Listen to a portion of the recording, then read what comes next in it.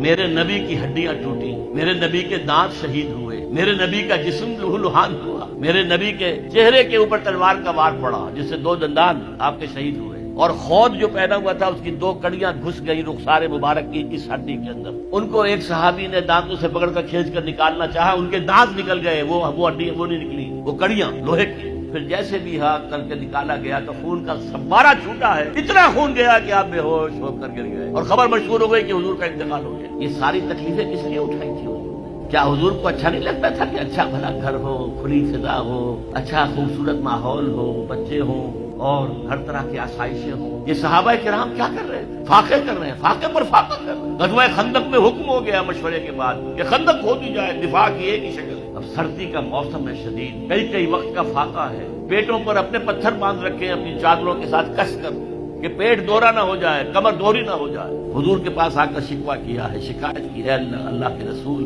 اب یہ بھوک ہم سے برداشت نہیں ہو رہی، دیکھیے ہم نے اپنے پیٹوں کے اوپر اپنے کرتے اٹھا کر دکھایا، اپنے پتھر باندھے ہوئے، آپ نے اپنا کرتا مبارک اٹھا کر دکھایا، 2 پتھر بندھے ہوئے۔